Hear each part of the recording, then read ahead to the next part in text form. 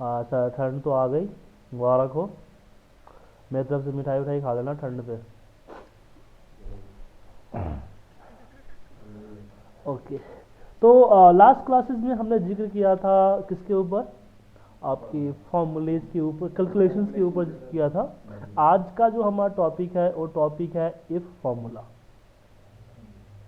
ठीक है ना, इफ फॉर्मूले का आज का हमारा टॉपिक है। तो चलिए हम इस फॉर्मूले कुछ क्वेश्चन है, उस क्वेश्चन को सॉल्व करते हैं जिससे हमें इस फॉर्मूले को और अच्छी तरह से समझने का मौका मिलेगा। ठीक है। तो सबसे पहले हम इफ क्यों लगाते हैं, हमने कल जिक्र किया था इस पे। हम इफ लगाते हैं कंडीशंस के लिए। एक कंडीशंस के बिहाफ पे अगर कुछ शो करना है उसके लिए हम इफ कंडीशन लगाते हैं।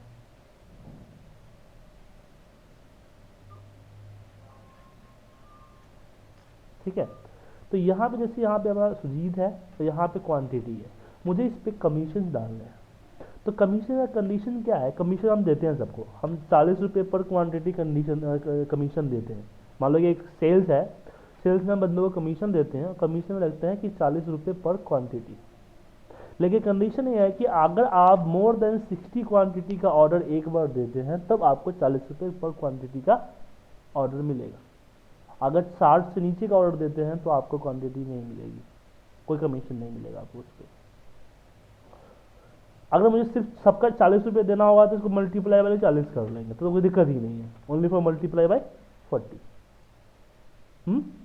लेकिन इसमें कंडीशन ये आ गया कि नहीं नहीं नहीं, आपको 41 आपने सेल किया, हम आपको कमीशन नहीं दे सकते, आपको 54 रुपये कमीशन दे सकते, इस पर भी कमीशन नहीं है, इस पर भी नहीं है, इस पर भी नहीं है। तो मैनुअल फिल करना पड़ा। तो ये चीज़ जो हमने एक मैनुअल किया, इसी चीज़ को हम कंडीशन के साथ भी कर सकते हैं। हमें करना है, हमें तो मल्टीप्लाई ही करना है, क्वांटिटी को 40 से मल्टीप्लाई ही करना है। लेकिन मल्टीप्लाई कब करना है, जब क्वांटिटी ग्रेटर देन 40 हो, सॉरी ग्रेटर देन 60 हो। तो यहां पे हम कंडीशन लगाए कि इफ अगर a इज ग्रेटर देन 60 तो क्या हो जाए, तो क्वांटिटी B2 मल्टीप्लाई बाय 40, नहीं तो 0 कर दो या फॉल्स छोड़ दो। ठीक है। तो हमने क्या लगाया, हमने कंडीशन लगाया कि B2 इज ग्रेटर देन 60 और फिर हमने बोला कि अगर ऐसा हुआ तो B2 multiply by 40 otherwise 0। Bracket close करके हमने एंटर मारा, 0 आ गया, सही चल रहा है। और फिर मैं इसको कॉपी करूंगा और नीचे तक ड्रैग कर दूंगा। क्यों, क्योंकि हमने नीचे ड्रैग करते इंक्रीज हो जाता है तो हर कोई अपने सामने वाले को ही शो करेगा। आपने इसके अंदर जो ग्रेटर देन 60 रखा, लेकिन अगर 60 के ऊपर सेल होते तो क्या पता चल रहा है कि हमें यानी कितना यानी कमीशन दे रहे हैं, कितना परसेंट दे रहे हैं? परसेंट नहीं, हमें क्वांटिटी, हमें परसेंटेज नहीं, हमें वो तो उसकी बात की अलग है, परसेंटेज होगा तो। अभी क्वेश्चन क्या कर रहा है, अभी क्वेश्चन कहेगा ग्रेटर देन 60 है तो 40 से देना है, तो उसकी भी आप पे बना। तो जैसा कहेगा परसेंटेज बोलेगा तो परसेंटेज निकाल के देंगे। ठीक है ना, परसेंटेज बोलेगा तो यहाँ पे परसेंटेज हो जाएगा, 10% तो 10% हो जाएगा, हो गया 10%। ठीक है ना। अब यहाँ पे बोला कि ग्रेटर देन, तो इसमें 60 नहीं आ रहा है, 60 पे देखा 0 आ रहा है, क्योंकि यहाँ पे ग्रेटर देन 60 है। अगर बोलता है कि ग्रेटर देन और इक्वल टू 60 हो तो हम क्या करेंगे, यहाँ कमीशन में यहाँ पे ग्रेटर देन के साथ इक्वल टू भी लगा देंगे। ठीक है मैम, क्लियर है? ओके, इस समझ में आ गई। अब नेक्स्ट क्वेश्चन पे चलते हैं। अब यहाँ पे बोलता है कि if marks is greater than equal to 40 then so on result pass वरना फेल। ठीक है, दो यहाँ पे दो कंडीशन, यहाँ पे एक ही कंडीशन था, एक 0 मैंने अपने तरफ से लगा दिया, अभी नहीं भी लगा सकता था मैं। ठीक है, यहाँ पे क्या आ रहा है, यहाँ पे आ रहा है क्या, ग्रेटर देन इक्वल टू अगर 40 है तो पास आना चाहिए, अदरवाइज फेल आना चाहिए। तो यहाँ पे कंडीशन देंगे कि इफ अगर a greater than equal to 40 है, ग्रेटर देन इक्वल टू 40 है तो यहाँ पे आना चाहिए पास। हमने पास को इन्वर्टर कॉमा लिखा। देखिए फॉर्मूले के अंदर में कोई भी अगर आप टेक्स्ट लिखते हैं तो इन्वर्टर कॉमा, अगर आप नहीं लिखे तो दो चीज़ों, खाया तो फॉर्मूला उस नाम का फॉर्मूला ढूंढेगा या उस नाम का रेफरेंस ढूंढेगा जो कि उसको नहीं मिलेगा और एरर आ जाएगा एंड फेल। ठीक है, एंटर मारा, आ गया। अब मैं इसको कॉपी करूंगा तो नीचे B2 B3 बन जाएगा। रोकना है तो डॉलर लगाएंगे, नहीं रोकने की जरूरत नहीं है यहाँ पे, हो गया। तो हमने क्या किया, हमने बोला कि अगर B2 इज ग्रेटर देन 40 तो पास वरना फेल। नेक्स्ट आते हैं, अब यहाँ पे कुछ वाला है, अब बोलते हैं कि अगर डिस्टेंस, ये क्या डिस्टेंस है, अगर distance is greater than equal to 200, ठीक है, तो एरिया स्टडी कहलाएगा, अदरवाइज लोकल कहलाएगा। क्लियर, यहां भी लगाएंगे इक्वल इफ अगर A greater than equal to 200 comma, तो यहां भी कहना चाहिए STD, ठीक है, अदरवाइज लोकल। एंटर मारा, सी आ गया, और नीचे तक कॉपी पेस्ट कर देते हैं, ठीक है। फिर यहाँ पे आते हैं, हमें अब टैक्स निकालना है। अपन क्या है कि दो तरह की हम MRP, एक बैड हम सर्विस टैक्स देते हैं, एक बैड देते हैं, या फिर एक 12% का टैक्स है, एक आपका 5% का है मान लीजिए। तो 12% टैक्स कब देंगे, जब मेरा 500 से ऊपर की प्राइस होगा। अब 500 से नीचे है तो उसका हम 5% की देंगे। तो यहाँ पे दो तरह की कैलकुलेशन करनी है। तो इफ, अब मैं इसको बोला कि अगर एक ग्रेटर देन इक्वल टू 500 है तो इसका निकाल दो कितना, 12%। तो A2 multiply by 12%, otherwise A2 multiply by 5%, ठीक है, एंड और यहाँ पे नीचे तक ड्रैग करिए। क्लियर है, अब आगे बढ़ते हैं। बात ये ड्यूटी, अभी क्या है कि अब ओवरनाइट और माने नॉर्मल ड्यूटी की बात होती है। तो अगर रात के 10 बजे के बाद जो भी रुका है उसकी ओवर टाइम लगेगा, बाकियों को ओवर टाइम नहीं लगेगा, ठीक है। और 10 बजे कौन सा, यहाँ पे इससे रिफरेंस करना है हमें। हम ऐसा नहीं कर सकते यहाँ पे कि if that is greater than 10 या 10/PM, इस तरह से नहीं ले सकते, ठीक है ना, नहीं कर सकते, होगा ही नहीं। अगर डालोगे तो गड़बड़ रिजल्ट दिखाएगा, गलत हो जाएगा, ठीक है ना। तो यहाँ पे हमने बोला कि इफ अगर A is greater than 10 PM then यहाँ पे OT, ठीक है, नहीं तो MT नॉर्मल टाइम, ठीक है ना। तो यहाँ पे इससे डिफरेंस हुआ, यहाँ पे जब टाइम लिखना है 10 बजे 8 बजे जो भी लिखेंगे यहाँ पे लिखेंगे। अब यहाँ से नीचे जब हम ड्रैग करेंगे तो प्रॉब्लम क्या होगा, यहाँ पे रिजल्ट गड़बड़ आ गया। क्यों गड़बड़ आ गया, क्योंकि C2 से लिंक हो गया। क्योंकि जब भी हम ड्रैग करते हैं रेफरेंस चेंज होता है, तो A2 को तो चेंज करना है ताकि वो A2 A3 A4 Y बने, लेकिन यहाँ पे जो आपका C1 है वो तो फिक्स है ना, तो यहाँ पे हम डॉलर आगे फिक्स कर देते हैं ताकि जो यहाँ पे दिक्कत हुई है वो ना हो, फिर इसको ड्रैग करते हैं आगे। तो इसमें फिक्स हमने क्यों किया, समझ में आया, ओके, आगे बढ़े। अब यहाँ पे मेरे पास दो कंडीशन है, दो से ज़्यादा कंडीशन है। अब यहाँ पे बोल रहा है कि अगर S1 से S5 is more than 33 then result one pass, बनना चाहिए, ठीक है। तो उसके लिए क्या करेंगे, तो आपके पास हमने पहले बताया था जब मोर देन वन कंडीशन हो तो क्या लगाते हैं, एंड या फिर और। एक कंडीशन, एक इफ में एक ही कंडीशन लेता है, और एक कंडीशन ज़्यादा कंडीशन है तो एंड लगेगा, नहीं तो और लगेगा। और कब लगता है, जब हमारे ऑप्शनल हो। एंड कब लगता है, जब रिक्वायर हो, हर कंडीशन रिक्वायर हो। तो इसमें क्या है कि हर सब्जेक्ट में पास होना जरूरी है, तो रिक्वायर है। तो यहाँ पे हम देंगे एंड, AND, एंड, और हमने बोला कि अगर S1 is greater than equal to 33 comma, यहाँ पे is greater than equal to 33, अब एक एक करके सारा देना ही पड़ेगा, equal to 33 greater than equal to 33, और यहाँ पे greater than equal to 33, okay. Result, तो एंड का रिजल्ट देगा ट्रू नहीं तो फॉल्स, ट्रू देगा नहीं तो फॉल्स देगा। तो यहाँ पे हम करते हैं कि इफ अगर ये ट्रू है तो यहाँ पे आ जाए पास, नहीं तो क्या आ जाए फेल। फेल आ गया। दोनों का मर्ज करना तो क्या करेंगे कि एंड को यहाँ पे रखेंगे, कॉपी करके इसको मैं पेस्ट कर देते हैं H2 की जगह पे, जिस कल बताया था मैंने आपको। कट कर यहाँ पे ड्रैग कर दिया, इसको कट करके यहाँ पे पेस्ट कर देते हैं। अब प्रॉब्लम ये है कि मुझे इसमें पता नहीं है, अब मान लीजिए मुझे ये भी शो करना है कि बंदा किस में फेल है,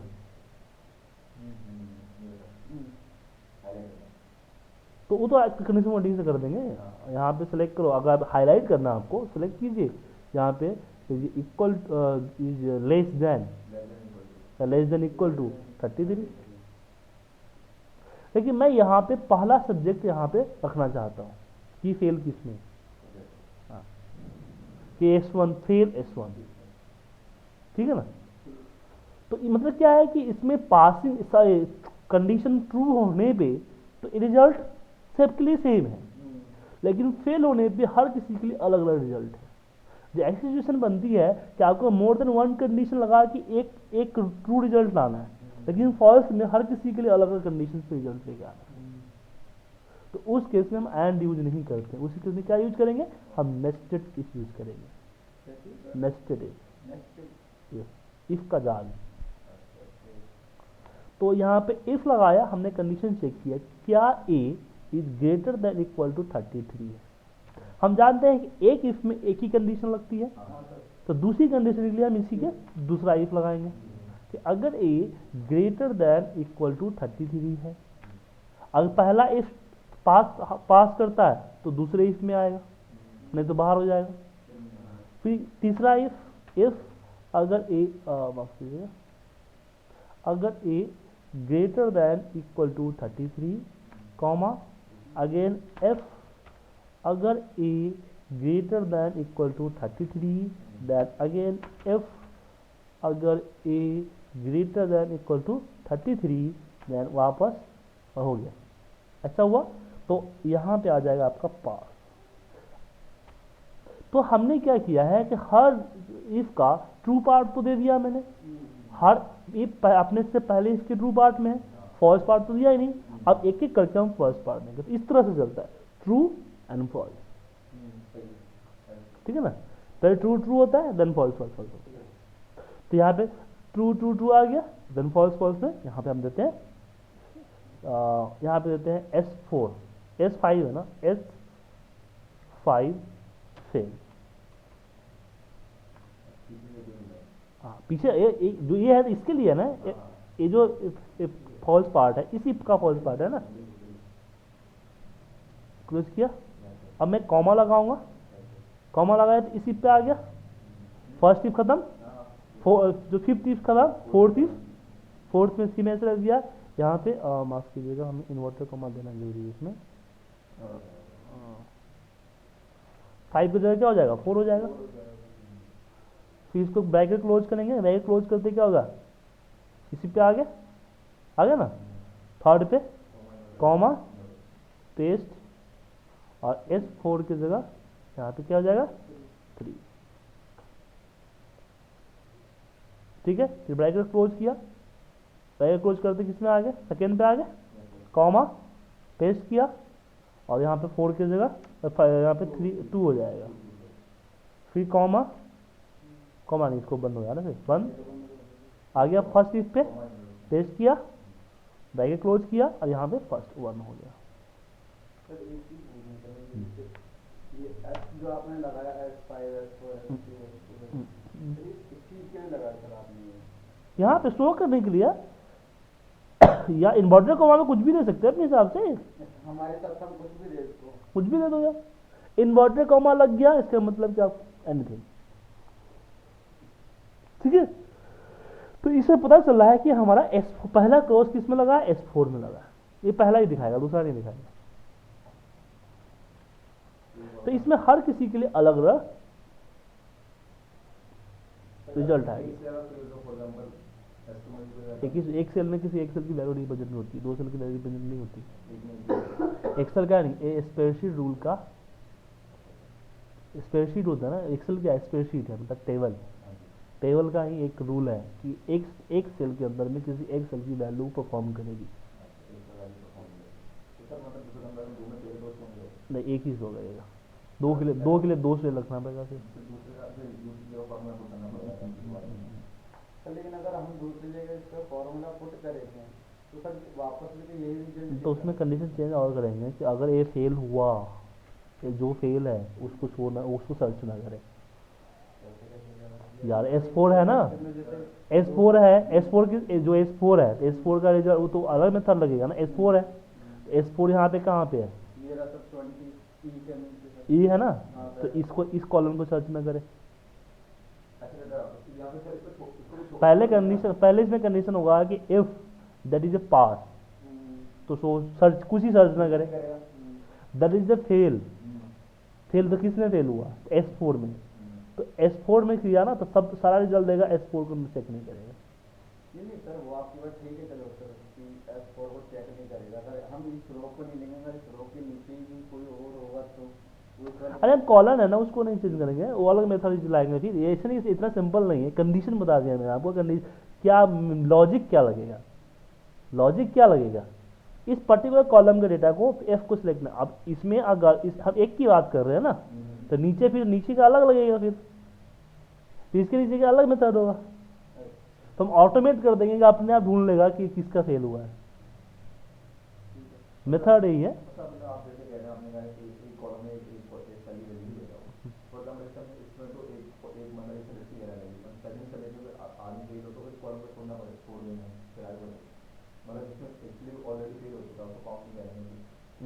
हाँ तो मतलब कि 5 सब्जेक्ट है ना, 5 सब्जेक्ट है ना, तो 5 और यहाँ पे लेना पड़ेगा। कौन सा फेल होगा, हम ये 5 सब्जेक्ट की बात कर रहे हैं ना, तो 5 यहाँ, हाँ तो एक ये हो जाएगा, फिर 4 और लेंगे ना, तो टोटल लेके 5 होगा ना। तो उससे अच्छा है कि यहाँ हाईलाइट कर दो ना,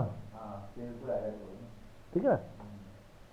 फिर दूसरी आते क्वेश्चन से, दूसरा क्वेश्चन यहाँ पे है कि मुझे यहाँ पे ग्रेड देना है ABC।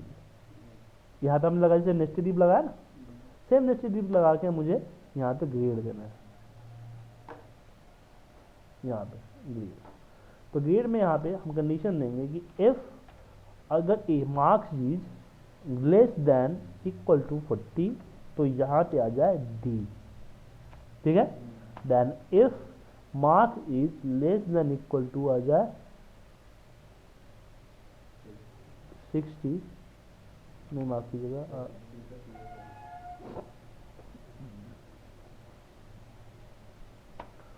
इफ अगर A less than equal to 40 हो, तो यहाँ पर आ जाए ग्रेड D, ठीक है। देन इफ अगर A less than equal to हो जाए 60, तो यहाँ पे क्या शो करे C। देन इफ इक्वल हो जाए यहाँ पे B, तो भी नहीं माफ, यहाँ तो होगा 60 हो चुका है ना, 25, ठीक है ना, तो यहाँ पे शो करे D। देन इफ अगर ये लास्ट पार्ट देते जाएगा, ठीक है, हर किसी का लास्ट पार्ट, हर कंडीशन का last part 95 less than equal to 95, तो यहाँ पे आ ए प्लस होगा, ए होगा, ठीक है ना, नहीं तो यहाँ पे ए प्लस आएगा। अगर ऐसा कोई कंडीशन मैच नहीं किया तो उससे ज़्यादा ही है ए प्लस, ठीक है। और ब्रैकेट क्लोज करने की जरूरत नहीं, अपने आप क्लोज कर देगा। तो ये काम कैसे कर रहा है, ये काम कर रहा है कि यहीं पे अभी क्या, हर दूसरा इफ पहले इसके फॉल्स पार्ट में, जैसे यहाँ पे क्या था कि हर पहला है दूसरे इसके ट्रू पार्ट में, माने कंडीशन ट्रू होगा तभी दूसरा इफ चेक होगा, वरना बाहर हो जाएगा, इसमें था। बट इसमें क्या है कि यहाँ पे जब कंडीशन फॉल्स होगा तभी दूसरा इफ परफॉर्म करेगा। अगर पहले ए इफ जो है, ए इफ अगर रिजल्ट फॉल्स दिया, मतलब कि ग्रेटर देन 40 लेस देन 40 नहीं हुआ, तो ये इफ चलेगा। अगर यहाँ पे पता चलेगा कि लेस देन 40 है, तो इसको शो करेगा, और इसको बोलते हैं एल्स इफ। एल्स इफ तभी चलेगा जब पहला इफ परफॉर्म करेगा। अगर एक इफ परफॉर्म कर गया तो उससे आगे की सारी इफ क्लोज हो जाएगी, एल्स हो जाएगा। ठीक है ना, तो इसके लिए यूज करते हैं। आया ना, तो 1 में भाई हम नीचे चले, 40 से नीचे वाला आ जाए, 60 से नीचे, 70 से नीचे, 40 से मिल गया तो यहीं से काम खत्म करो, नहीं मिला तो ऊपर भरो ना।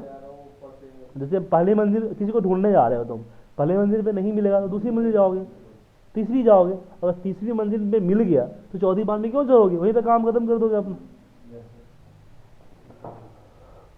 क्लियर है? तो ये आपका हो गया, तो आइए समझे। उसके आगे बढ़ते हैं। अब मुझे यहाँ पे इंसेंटिव देना है। अब यहाँ पे मैंने क्या किया था, ये किया था ना, ABCD किया था, सेम कंडीशन यहाँ पे भी है, तो यहाँ पे सेम कंडीशन लगा देंगे इंसेंटिव के लिए। इफ अगर A less than equal to 40 है तो यहाँ पे 500, इफ अगर लेस देन इक्वल टू यहाँ पे 60 है तो यहाँ पे 1000, इफ अगर यहाँ पे 60 नहीं, माफ कीजिए 80 है, तो यहाँ पे 100 है, लेस देन इक्वल टू 100 है, तो यहाँ पे हो जाए 2000 नहीं तो 5000।